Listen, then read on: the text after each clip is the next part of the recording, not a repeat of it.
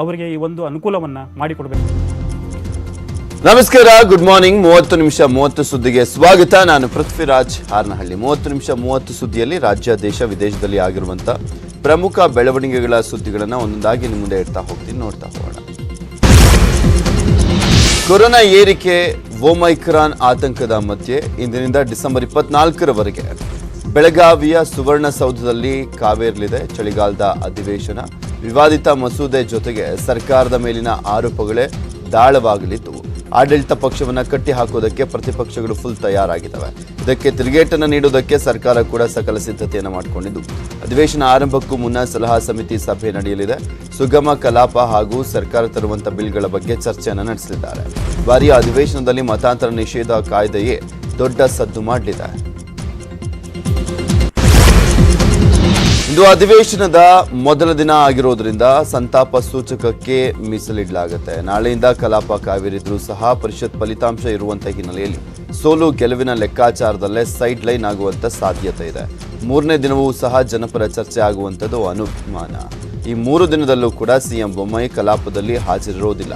ಅಯೋಧ್ಯೆ, ಕಾಶಿ ಪ್ರವಾಸ ಕೈಗೊಂಡಿರುವಂತಹ ಹಿನ್ನೆಲೆಯಲ್ಲಿ ಪ್ರಧಾನಿ ನರೇಂದ್ರ ಮೋದಿ ಕಾರ್ಯಕ್ರಮದಲ್ಲಿ ಬೊಮ್ಮಾಯಿ ಭಾಗಿಯಾಗಲಿದ್ದಾರೆ. ಸದನದಲ್ಲಿ ಉತ್ತರ ಕೊಡಬೇಕಾಗಿರುವಂತಹ ಮುಖ್ಯಮಂತ್ರಿಗಳೇ ಇಲ್ಲದಿದ್ದ ಮೇಲೆ ಏನ್ ಪ್ರಯೋಜನ ಅಂತ ವಿಪಕ್ಷ ನಾಯಕರು ಟೀಕೆ ಮಾಡುತ್ತಿದ್ದಾರೆ. ಅಲ್ಲದೆ ಉತ್ತರ ಕರ್ನಾಟಕ ಭಾಗದ ಜನರು ಸಹ ಅಸಮಾಧಾನವನ್ನು ಹೊರಹಾಕ್ತಿದ್ದಾರೆ. ಬೆಳಗಾವಿ ಅಧಿವೇಶನಕ್ಕೆ ಪ್ರತಿಭಟನೆ ಬಿಸಿ ಮುಟ್ಟಿಸಲಿಕ್ಕೆ ರೈತರು ಹಾಗೂ ವಿವಿಧ ಸಂಘಟನೆಗಳು ಸಜ್ಜಾಗಿವೆ. ಸುವರ್ಣಸೌಧದ ಹೊರಭಾಗದ ಸುವರ್ಣ ಗಾರ್ಡನ್ನಲ್ಲಿ ಟೆಂಟ್ ನಿರ್ಮಾಣ ಆಗಿದೆ. ವಿವಿಧ ಬೇಡಿಕೆಗಳಿಗೆ ಒತ್ತಾಯಿಸಿ ಸುಮಾರು 75ಕ್ಕೂ ಅಧಿಕ ಸಂಘಟನೆಗಳು ಪ್ರತಿಭಟನೆಗೆ ಮುಂದಾಗಿದ್ದು, ಅನುಮತಿಗಾಗಿ ಅರ್ಜಿಯನ್ನು ಸಲ್ಲಿಕೆ ಮಾಡಿವೆ. ಇನ್ನು ಒಂದು ಕಡೆ ಖಾನಾಪುರ ಕ್ಷೇತ್ರದ ಅಭಿವೃದ್ಧಿಗೆ ಒತ್ತಾಯಿಸಿ ಕಾಂಗ್ರೆಸ್ನ ಶಾಸಕಿ ಅಂಜಲಿ ನಿಂಬಾಳ್ಕರ್ ಸುವರ್ಣಸೌಧದವರೆಗೂ ಪಾದಯಾತ್ರೆಯನ್ನು ಕೈಗೊಂಡಿದ್ದಾರೆ.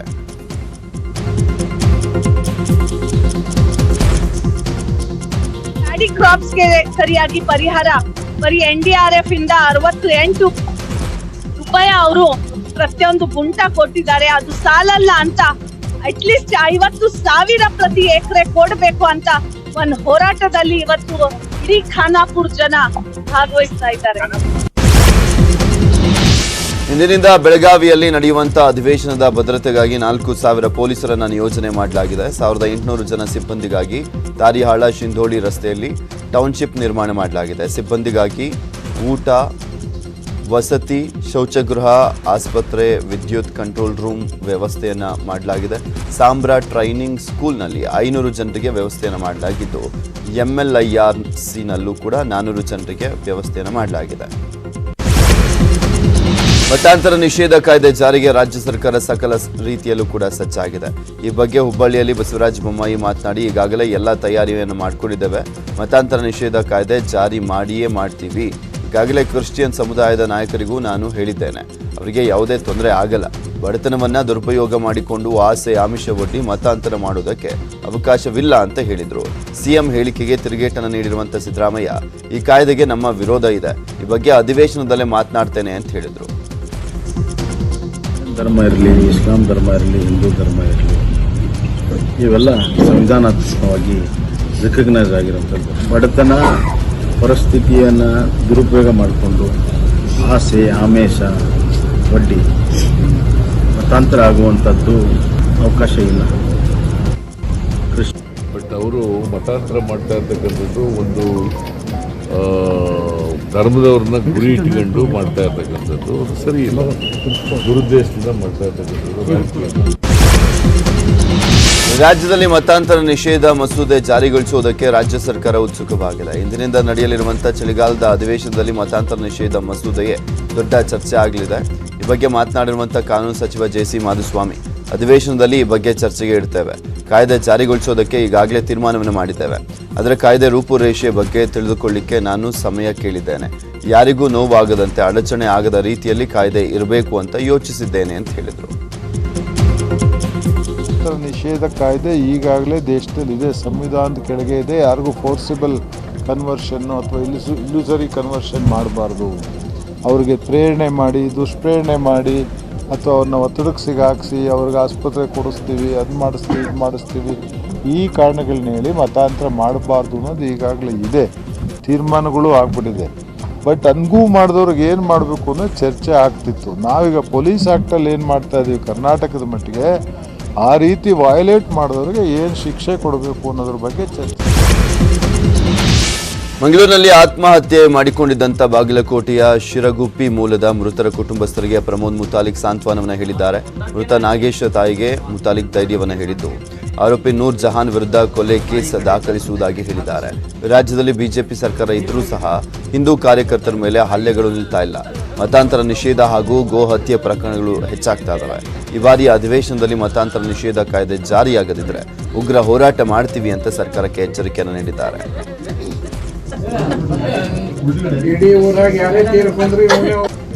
ಬಿಜೆಪಿ ಸರ್ಕಾರ ಬಂದರೂ ಕೂಡ ನಮ್ಮ ಹಿಂದೂ ಸಂಘಟಕರ ಮೇಲೆ, ಹಿಂದೂ ಕಾರ್ಯಕರ್ತರ ಮೇಲೆ ಹಲ್ಲೆಗಳು ಸಾಕಷ್ಟು ಆಗ್ತಾ ಇದ್ದಾವೆ. ಗೋಹತ್ಯೆ ನಿಷೇಧ ಕಾನೂನು ಜಾರಿ ಇದ್ರೂ ಕೂಡ ಇನ್ನೂವರೆಗೆ ಗೋಹತ್ಯೆ ನಿಂತಿಲ್ಲ, ಗೋಕಳ್ಳತನ ನಿಂತಿಲ್ಲ, ಕಸಾಯಿಖಾನೆಗಳ ನಿಂತಿಲ್ಲ ಅನ್ನುವಂಥದ್ದು ಎದ್ದು ಕಾಣಿಸುತ್ತೆ. ಮತಾಂತರ ಅನ್ನುವಂಥದ್ದು ಕೂಡ ನಿರಂತರವಾಗಿ ನಡೀತಾ ಇರುವಂಥದ್ದು ಈ ಮಂಗಳೂರಿನ ಸುನಗಾ ಗ್ರಾಮದ ಇದು ಕುಟುಂಬನೇ ಸಾಕ್ಷಿ. ಈ ರೀತಿಯ ಹಿಂದೂಗಳ ಮೇಲೆ ಹಿಂದೂ ಸರ್ಕಾರ ಇದ್ದಾಗಲೂ ಕೂಡ ನಿರಂತರವಾಗಿ ನಡೀತಾ ಇರುವಂಥ ಇದಕ್ಕೆ ನಾನು ಖಂಡಿಸ್ತಾ ಇದ್ದೀನಿ, ವಿರೋಧಿಸ್ತಾ ಇದ್ದೀನಿ. ಬಿಜೆಪಿ ಸರ್ಕಾರದವರು ಹಿಂದೂ ಸಂಘಟನೆಗಳಿಗೆ, ಹಿಂದೂ ಕಾರ್ಯಕರ್ತರಿಗೆ ರಕ್ಷಣೆ ಕೊಡಬೇಕು. ಮತಾಂತರ ನಿಷೇಧ ಕಾಯ್ದೆ ಮಂಡನೆಗೆ ವಿರೋಧ ವ್ಯಕ್ತವಾಗಿದೆ. ಸರ್ಕಾರದ ಮೇಲೆ ಭಾರತೀಯ ಕ್ರೈಸ್ತವ ಒಕ್ಕೂಟ ಒತ್ತಡವನ್ನು ಹೇರಿದ್ದು, ಬೆಳಗಾವಿಯಲ್ಲಿ ಡಿಸೆಂಬರ್ 17ರಂದು ಕ್ರೈಸ್ತವ ಒಕ್ಕೂಟ ಪ್ರತಿಭಟನೆಗೆ ಮುಂದಾಗಿದೆ. ಮತಾಂತರ ನಿಷೇಧ ಕಾಯ್ದೆ ಜಾರಿಗೆ ತರಬಾರದು, ಚರ್ಚ್ ಮೇಲಿನ ದಾಳಿಗಳನ್ನು ತಡಿಬೇಕು ಅಂತ ಒಕ್ಕೂಟದ ಕಾನೂನು ಸಲಹೆಗಾರ ಎಂ ರಮೇಶ್ ಒತ್ತಾಯಿಸಿದ್ದಾರೆ. ಕ್ರೈಸ್ತ ಸಮುದಾಯದ ಮುಖಂಡರು ಬೆಳಗಾವಿಯಲ್ಲಿ ಡಿಸೆಂಬರ್ 17ರಂದು ಪ್ರತಿಭಟನೆಯನ್ನು ನಡೆಸಿ ಸರ್ಕಾರಕ್ಕೆ ಮನವಿಯನ್ನ ಮಾಡಿಕೊಳ್ತೇವೆ ಅಂತ ಹೇಳಿದ್ದಾರೆ. ಮತಾಂತರ ನಿಷೇಧ ಕಾಯ್ದೆ ಜಾರಿಗೆ ಬಂದರೆ ಮುಂದಿನ ದಿನಗಳಲ್ಲಿ ಉಗ್ರ ಹೋರಾಟದ ಎಚ್ಚರಿಕೆಯನ್ನು ಕೊಟ್ಟಿದ್ದಾರೆ. ರಾಜಸ್ಥಾನದ ಜೈಪುರದಲ್ಲಿ ನಡೆದಂಥ ಕಾಂಗ್ರೆಸ್ ರ್ಯಾಲಿಯಲ್ಲಿ ಕೈ ನಾಯಕ ರಾಹುಲ್ ಗಾಂಧಿ ಹಿಂದೂ ಮಂತ್ರವನ್ನು ಜಪಿಸಿದ್ದಾರೆ. 2014ರಿಂದ ಹಿಂದುತ್ವವಾದಿಗಳ ಆಡಳಿತ ಇದೆ, ಆದರೆ ಮತ್ತೆ ಹಿಂದೂಗಳ ಆಡಳಿತ ತರಬೇಕಿದೆ ಅಂತ ಹೇಳಿದ್ದಾರೆ. ಅಲ್ಲದೆ ಹಿಂದೂ ಮತ್ತು ಹಿಂದುತ್ವವಾದಿಗಳ ನಡುವಿನ ವ್ಯತ್ಯಾಸವನ್ನು ವಿವರಿಸಿದ್ದು, ಮಹಾತ್ಮ ಗಾಂಧಿ ಹಿಂದೂ, ಆದರೆ ನಾಥುರಾಮ್ ಗೂಡ್ಸೆ ಹಿಂದುತ್ವವಾದಿ ಅಂತ ಹೇಳಿದ್ದಾರೆ. ಹಿಂದುತ್ವವಾದಿಗಳಿಗೆ ಕೇವಲ ಅಧಿಕಾರ ಬೇಕು, ಆದರೆ ಸತ್ಯ ಅಲ್ಲ. ಹಿಂದೂ ಯಾವಾಗಲೂ ಸತ್ಯದೊಂದಿಗೆ ಇರ್ತಾನೆ ಅಂತ ಹೇಳಿದ್ದಾರೆ. हिंदुत्ववादियों का राज है, हिंदुओं का नहीं। सही है ना? हिंदुत्ववादियों का राज है, हिंदुओं का नहीं। और हमें एक बार फिर इन हिंदुत्ववादियों को बाहर निकालना है और एक बार फिर हिंदुओं का राज लाना है। हिंदू कौन? जो किसी से नहीं डरता है। हिंदू कौन? जो हर धर्म का आदर करता है, वो है हिंदू। कहां लिखा है कि किसी गरीब को मारना है? कहां लिखा है किसी कमजोर व्यक्ति को कुचलना है? कहां लिखा है? मुझे दिखा दो। ರಾಹುಲ್ ಗಾಂಧಿಯ ಹಿಂದುತ್ವದ ಭಾಷಣಕ್ಕೆ ಹೈದರಾಬಾದ್ನ ಸಂಸದ ಅಸಾದುದ್ದೀನ್ ಓವೈಸಿ ಕೆರಳಿ ಕೆಂಡವಾಗಿದ್ದಾರೆ. ಭಾರತ ಹಿಂದೂಗಳ ದೇಶ, ಹಿಂದುತ್ವವಾದಿಗಳದ್ದಲ್ಲ ಅಂತ ಹೇಳಿದ್ದಕ್ಕೆ ಓವೈಸಿ ಕಿಡಿಕಾರಿದ್ರು. ಹಿಂದೂಗಳನ್ನ ಅಧಿಕಾರಕ್ಕೆ ತರೋದು ಇವರ ಜಾತ್ಯತೀತ ಅಜೆಂಡಾನಾ ಅಂತ ಪ್ರಶ್ನಿಸಿದ್ದಾರೆ. ಅಲ್ಲದೆ ಭಾರತ ಎಲ್ಲ ಭಾರತೀಯರಿಗೆ ಸೇರಿದ್ದು, ಹಿಂದೂಗಳಿಗೆ ಮಾತ್ರ ಅಲ್ಲ ಅಂತ ಕಾಂಗ್ರೆಸ್ನ ನಾಯಕ ರಾಹುಲ್ ಗಾಂಧಿ ವಿರುದ್ಧ ಟ್ವಿಟರ್ನಲ್ಲಿ ಕಿಡಿಕಾರಿದ್ದಾರೆ. ಕೇಂದ್ರ ಸರ್ಕಾರ ಈಗಾಗಲೇ 3 ಕೃಷಿ ಕಾಯ್ದೆಗಳನ್ನು ಹಿಂಪಡೆದಿದೆ. ಆದರೆ ರಾಜ್ಯ ಸರ್ಕಾರ ಮಾತ್ರ ಎಪಿಎಂಸಿ ಕಾಯ್ದೆಯನ್ನು ವಾಪಸ್ ಪಡೆಯಲಿಕ್ಕೆ ಮೀನಾಮೇಷ ಎಣಿಸ್ತಾ ಇದೆ. ರಾಜ್ಯದಲ್ಲಿ ಎಪಿಎಂಸಿ ಕಾಯ್ದೆ ಹಿಂಪಡೆಯಲ್ಲ ಅಂತ ಸಹಕಾರ ಸಚಿವ ಎಸ್.ಟಿ. ಸೋಮಶೇಖರ್ ಹೇಳಿದ್ದಾರೆ. ಎಪಿಎಂಸಿಯಲ್ಲಿ 2 ಕಾನೂನು ತೆಗೆದಿದ್ದೇವೆ, ಇದರಿಂದ ರೈತರಿಗೆ ಧಕ್ಕೆ ಆಗೋದಿಲ್ಲ ಅಂತ ಎಸ್.ಟಿ. ಸೋಮಶೇಖರ್ ಹೇಳಿದ್ದಾರೆ.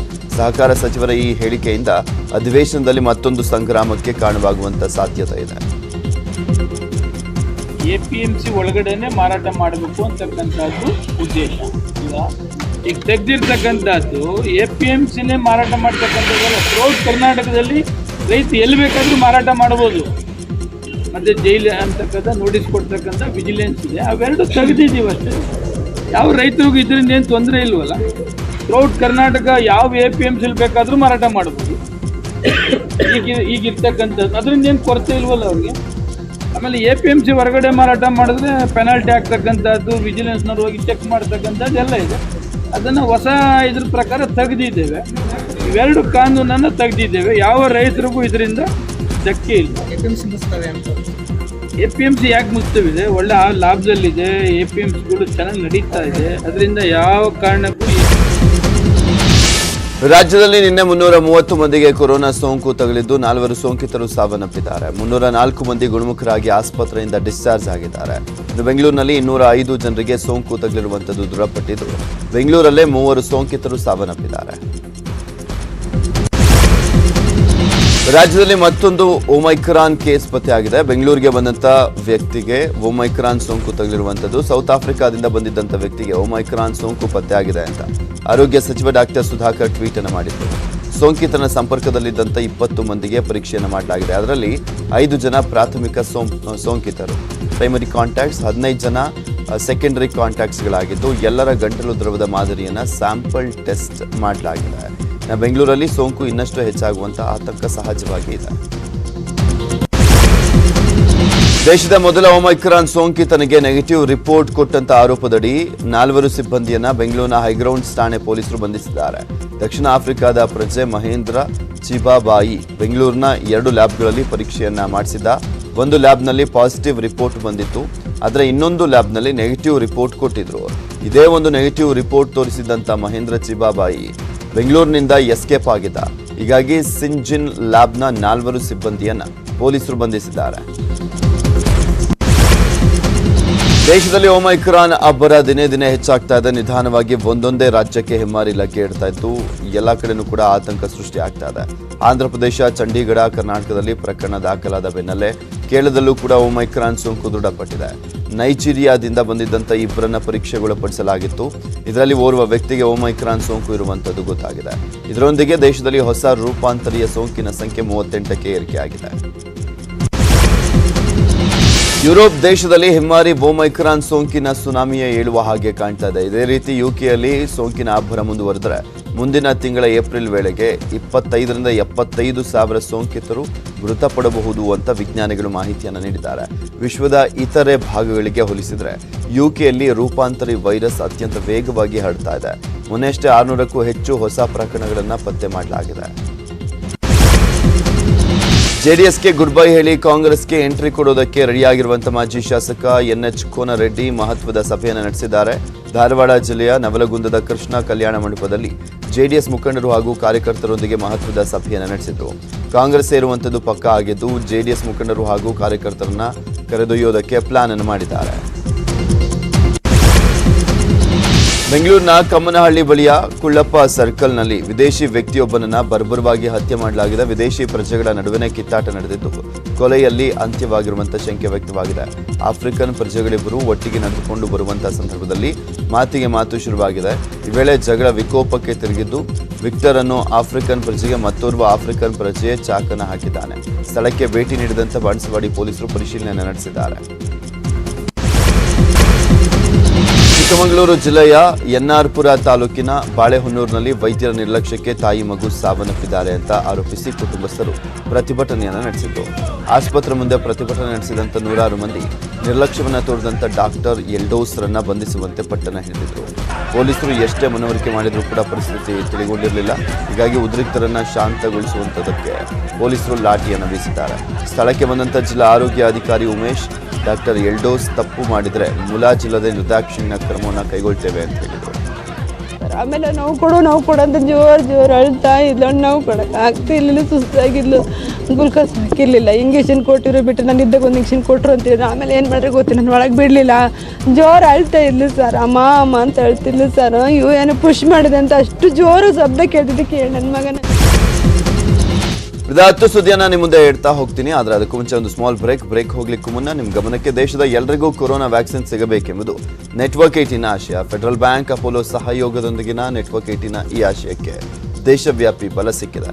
ಎಲ್ರಿಗೂ ವ್ಯಾಕ್ಸಿನ್ ಅನ್ನುವಂಥ ಜಾಗೃತಿ ಮೂಡಿದೆ.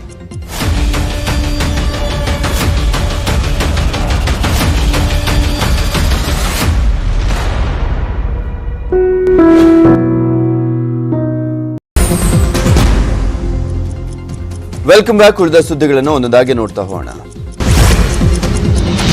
ಯಾದಗಿರಿ ಜಿಲ್ಲೆಯ ಕೌಳೂರು ಗ್ರಾಮದ ಸಮೀಪ ಅಕ್ರಮವಾಗಿ ಮರಳು ಸಾಗಾಣಿಕೆ ಮಾಡ್ತಿದ್ದ ವೇಳೆ 50,000 ರೂಪಾಯಿ ಲಂಚ ವಸೂಲಿ ಮಾಡಿದ ಆರೋಪದ ಹಿನ್ನೆಲೆಯಲ್ಲಿ ಪೊಲೀಸ್ ಪೇದೆಯನ್ನ ಅಮಾನತು ಮಾಡಲಾಗಿದೆ. ಗ್ರಾಮೀಣ ಠಾಣೆ ಪೊಲೀಸ್ ಪೇದೆ ಪ್ರಭುಗೌಡ್ರನ್ನ ಅಮಾನತು ಮಾಡಿ ಎಸ್ಪಿ ಡಾಕ್ಟರ್ ಸಿಬಿ ವೇದಮೂರ್ತಿ ಆದೇಶವನ್ನು ಹೊರಡಿಸಿದ್ದಾರೆ. ಅಕ್ರಮ ಮರಳುಗಾರಿಕೆಗೆ ಬ್ರೇಕ್ ಹಾಕಬೇಕಿದ್ದಂಥ ಪೊಲೀಸ್ ಸಿಬ್ಬಂದಿಯೇ ಪೊಲೀಸ್ ವಾಹನದಲ್ಲಿ ಕುಳಿತು 50,000 ವಸೂಲಿ ಮಾಡಿದಂಥ ವಿಡಿಯೋ ಸಾಮಾಜಿಕ ಜಾಲತಾಣದಲ್ಲಿ ವೈರಲ್ ಆಗಿತ್ತು. ಇಲಾಖೆಯ ವಾಹನ ದುರ್ಬಳಕೆ ಮಾಡಿದ್ದಲ್ಲದೆ ಹಣ ವಸೂಲಿ ಮಾಡಿದಂಥ ಆರೋಪದ ಹಿನ್ನೆಲೆಯಲ್ಲಿ ಅಮಾನತು ಮಾಡಲಾಗಿದೆ. ದಾವಣಗೆರೆ ಜಿಲ್ಲೆ ಜಗಳೂರು ತಾಲೂಕಿನ ದೋಣಿಹಳ್ಳಿಯಲ್ಲಿ ವಿದ್ಯುತ್ ಹೈಟೆನ್ಷನ್ ಕಂಬ ಹಾಕುವಂತ ನೆಪದಲ್ಲಿ ಗುತ್ತಿಗೆ ಪಡೆದಂತ ರೆವಿನ್ಯೂ ಕಂಪನಿ ರೈತರ ಮೇಲೆ ದಬ್ಬಾಳಿಕೆ ಮಾಡ್ತಾ ಇದೆ ಅನ್ನುವಂಥ ಆರೋಪ ಕೇಳಿ ಬರ್ತಾ ಇದೆ. ರೈತರ ಜಮೀನಲ್ಲಿ ವಿದ್ಯುತ್ ಹೈಟೆನ್ಷನ್ ಕಂಬವನ್ನು ಹಾಕಲಿಕ್ಕೆ ನೋಟಿಸ್ ನೀಡಿಲ್ಲ, ಪರಿಹಾರವನ್ನು ಕೂಡ ಕೊಟ್ಟಿಲ್ಲ. ಅಷ್ಟರಲ್ಲೇ renew power private limited company ವಿದ್ಯುತ್ ಕಂಬ ನಿಲ್ಲಿಸ್ತಾ ಇದ್ದಂತೆ ಇದರಿಂದಾಗಿ ಸ್ಥಳೀಯರು ರೊಚ್ಚಿಗೆದ್ದಿದ್ದಾರೆ. ಬಿಪಿನ್ ರಾವತ್ ಸಾವಿನ ಬಗ್ಗೆ ಆಕ್ಷೇಪಾರ್ಹ ಪೋಸ್ಟ್ ಹಾಕಿದಂತ ಹಿನ್ನೆಲೆಯಲ್ಲಿ ಮೈಸೂರು ಮೂಲದ ವ್ಯಕ್ತಿಯನ್ನ ಬೆಂಗಳೂರಿನ ವಿಧಾನಸೌಧ ಪೊಲೀಸರು ಬಂಧಿಸಿದ್ದಾರೆ. ಲ್ಯಾಬ್ ಟೆಕ್ನಿಷಿಯನ್ ಆಗಿದ್ದಂಥ ವಸಂತಕುಮಾರ್ ಖಾಸಗಿ ಆಸ್ಪತ್ರೆಯಲ್ಲಿ ಗುತ್ತಿಗೆ ಆಧಾರದ ಮೇಲೆ ಕೆಲಸವನ್ನು ಮಾಡ್ತಾ ಇದ್ದ. ಬಿಪಿನ್ ರಾವತ್ ಸಾವಿನ ಬಗ್ಗೆ ತನ್ನ ಫೇಸ್ಬುಕ್ ಖಾತೆಯಲ್ಲಿ ಆಕ್ಷೇಪಾರ್ಹ ಪೋಸ್ಟ್ ಅನ್ನು ಹಾಕಿದ್ದ. ಈ ಸಂಬಂಧ ದೂರು ದಾಖಲಿಸಿಕೊಂಡಂತ ಪೊಲೀಸರು ಆರೋಪಿಯನ್ನು ಬಂಧಿಸಿ ಕಂಬಿ ಹಿಂದೆ ತಳ್ಳಿದ್ದಾರೆ. ತಮಿಳುನಾಡಿನಲ್ಲಿ ನಡೆದಂಥ ಹೆಲಿಕಾಪ್ಟರ್ ದುರಂತದ ಕೊನೆ ಕ್ಷಣದ ವಿಡಿಯೋ ಸೆರೆ ಹಿಡಿದಿದ್ದಂಥ ಮೊಬೈಲನ್ನು ವಿಧಿವಿಜ್ಞಾನ ಪರೀಕ್ಷೆಗೆ ಕಳುಹಿಸಲಾಗಿದೆ. ಹೆಲಿಕಾಪ್ಟರ್ ಹಾರಾಟ ಮಾಡ್ತಿದ್ದಾಗಲೇ ಮಂಚಿನಲ್ಲಿ ಮರೆಯಾಗುವಂಥ ದೃಶ್ಯವನ್ನ ಕೊಯಮತ್ತೂರು ಮೂಲದ ಮದುವೆ ಛಾಯಾಗ್ರಾಹಕ ತಮ್ಮ ಮೊಬೈಲ್ನಲ್ಲಿ ಸೆರೆ ಹಿಡಿದಿದ್ರು. ಈ ವಿಡಿಯೋ ಎಲ್ಲೆಡೆ ಸುದ್ದಿಯಾದ ಹಿನ್ನೆಲೆಯಲ್ಲಿ ಮೊಬೈಲನ್ನು ಪರೀಕ್ಷೆಗೊಳಪಡಿಸಲಾಗಿದೆ. ಅಷ್ಟೇ ಅಲ್ಲ, ದುರಂತ ನಡೆದ ದಿನದಂದು ಹವಾಮಾನ ಹೇಗಿತ್ತು ಅನ್ನೋದ್ರ ಬಗ್ಗೆಯೂ ಕೂಡ ಮಾಹಿತಿಯನ್ನು ಕಲೆ ಹಾಕಿದ್ದಾರೆ.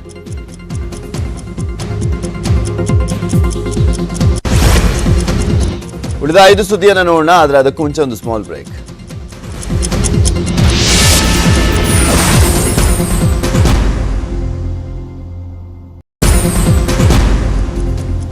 Welcome back. ಉಳಿದ ಸುದ್ದಿಗಳನ್ನು ಒಂದೊಂದಾಗಿ ನೋಡ್ತಾ ಹೋಗೋಣ. ಪ್ರಧಾನಿ ನರೇಂದ್ರ ಮೋದಿಯ ಸ್ವಕ್ಷೇತ್ರ ವಾರಣಾಸಿಯಲ್ಲಿ ಗತ ವೈಭವ ಮರುಕಳಿಸ್ತಾ ಇದೆ. ಪುರಾತನ ದೇವಾಲಯವಾದಂಥ ಕಾಶಿ ವಿಶ್ವನಾಥನ ಸನ್ನಿಧಿಯಿಂದ ಗಂಗಾ ನದಿಯ 2 ಘಾಟ್ಗಳನ್ನು ಸಂಪರ್ಕಿಸುವಂತ ಕಾಶಿ ವಿಶ್ವನಾಥ ಕಾರಿಡಾರ್ ಇಂದು ಉದ್ಘಾಟನೆ ಆಗ್ತಾ ಇದೆ. ಉತ್ತರ ಪ್ರದೇಶದ ಪೂರ್ವಾಂಚಲ ಅಭಿವೃದ್ಧಿ ಕಾರಿಡಾರ್ಗೆ ಪೂರಕವಾಗಿರುವಂತಹ ಈ ಯೋಜನೆಯನ್ನ ಪ್ರಧಾನಿ ನರೇಂದ್ರ ಮೋದಿ ಉದ್ಘಾಟನೆ ಮಾಡಲಿದ್ದಾರೆ.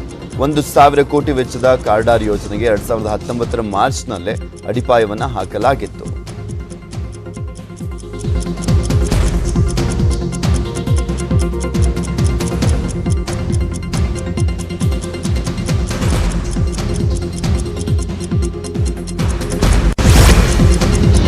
ಪಂಜಾಬ್ ವಿಧಾನಸಭಾ ಚುನಾವಣೆಯಲ್ಲಿ ಮತದಾರರನ್ನ ಸೆಳೆಯುವುದಕ್ಕೆ ಬಿಜೆಪಿ ಮಾಸ್ಟರ್ ಪ್ಲಾನ್ ಅನ್ನು ಮಾಡ್ತಾ ಇದೆ. ಹೇಗಾದರೂ ಸರಿ ಈ ಬಾರಿ ಪಂಜಾಬ್ನಲ್ಲಿ ಅಧಿಕಾರದ ಚುಕ್ಕಾಣಿಯನ್ನ ಹಿಡಿಯಬೇಕು ಅಂತ ರಣತಂತ್ರವನ್ನು ರೂಪಿಸಿದ್ದಾರೆ. ಮತದಾರರ ಮನ ಗೆಲ್ಲೋದಕ್ಕೆ ಟೀಂ ಇಂಡಿಯಾ ಮಾಜಿ ಕ್ರಿಕೆಟಿಗರಾಗಿರುವಂತಹ ಯುವರಾಜ್ ಸಿಂಗ್ ಮತ್ತು ಹರ್ಭಜನ್ ಸಿಂಗ್ಗೆ ಗಾಳ ಹಾಕಿದೆಯಂತೆ. ಇಬ್ಬರನ್ನೂ ಕೂಡ ತಮ್ಮ ಪಕ್ಷಕ್ಕೆ ಬರಮಾಡಿಕೊಂಡು ಚುನಾವಣಾ ಅಖಾಡಕ್ಕಿಳಿಸುವಂತ ಪ್ಲಾನ್ ಅನ್ನು ಮಾಡಿದ್ದಾರಂತೆ. ಒಂದು ವೇಳೆ ಸ್ಪರ್ಧೆಗೆ ಒಪ್ಪದಿದ್ದಲ್ಲಿ ಬಿಜೆಪಿಯ ಸ್ಟಾರ್ ಪ್ರಚಾರಕರಾಗಿ ಬಳಸಿಕೊಳ್ಳಿಕ್ಕೆ ಮುಂದಾಗಿದೆಯಂತೆ. ದಾಂಪತ್ಯ ಜೀವನಕ್ಕೆ ಕಾಲಿಟ್ಟಿರುವಂತಹ ವಿಕ್ಕಿ ಕೌಶಲ್ ಹಾಗೂ ಕತ್ರೀನಾ ಕೈಫ್ ಇದೀಗ ಮೆಹಂದಿ ಸಮಾರಂಭದ ಫೋಟೋಗಳನ್ನು ಹಂಚಿಕೊಂಡಿದ್ದಾರೆ. ಕತ್ರೀನಾ, ವಿಕ್ಕಿ ಕೌಶಲ್ ಮೆಹಂದಿ ಕಾರ್ಯಕ್ರಮದಲ್ಲಿ ಕುಣಿದು ಕುಪ್ಪಳಿಸಿದ್ದಾರೆ. ಸ್ಟಾರ್ ಜೋಡಿಯ ರಾಯಲ್ ಮದುವೆ ಅದ್ದೂರಿಯಾಗಿ ನಡೆದಿದ್ದು ಒಂದೊಂದೇ ಕಾರ್ಯಕ್ರಮದ ಫೋಟೋಗಳು ವೈರಲ್ ಆಗ್ತಾ ಇದ್ದಾವೆ.